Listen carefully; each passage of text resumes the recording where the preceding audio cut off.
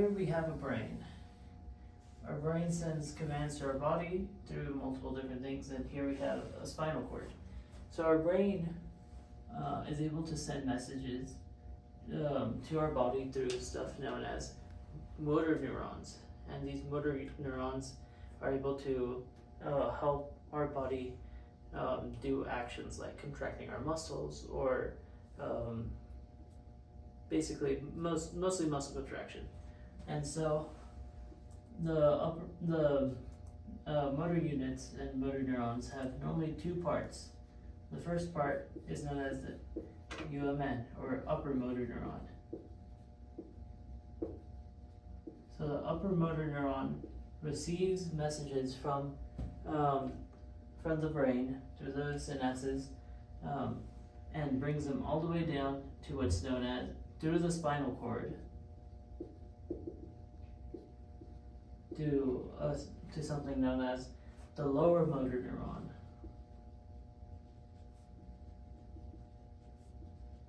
Or known as the LMN.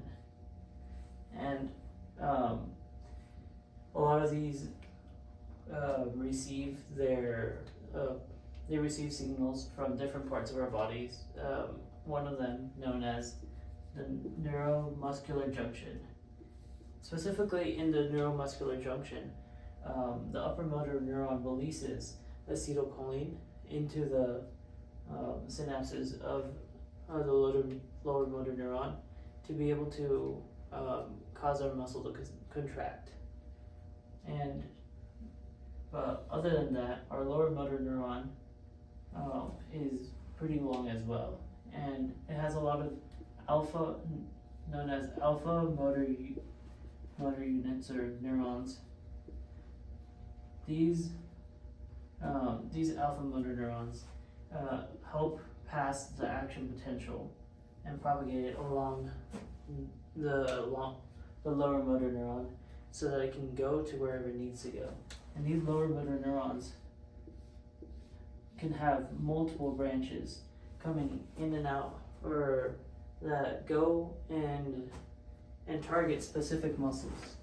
They have specific target muscles. What kind of muscle? Skeletal muscles. Mm-hmm. They target skeletal muscles, and they do it in different ratios according to what our muscle needs. Like, let's say we have something like our behind our butt. The target muscle. What muscle fiber will innervate?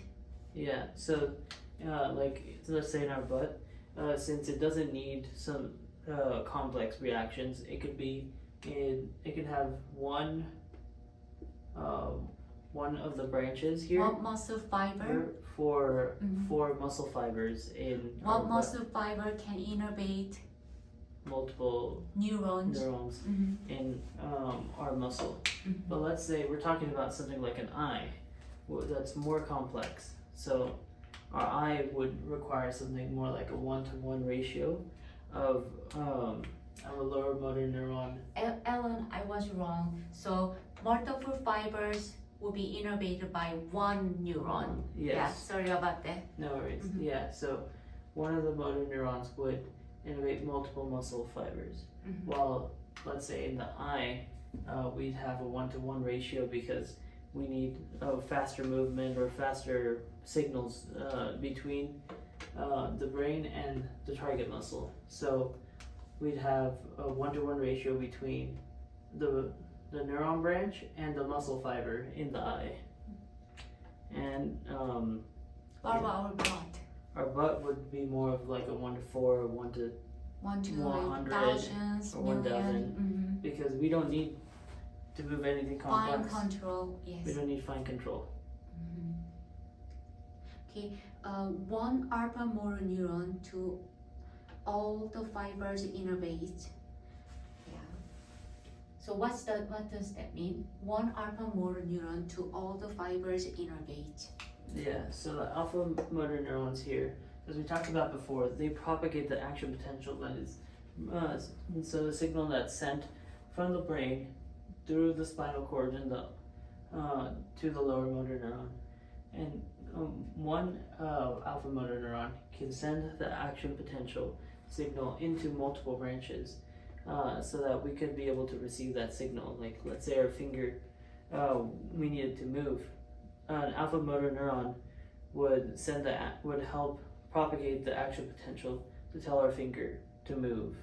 Which chemicals do they use for They use- neurotransmitter? They tend to use acetylcholine as a neurotransmitter to cause our muscles to contract or move.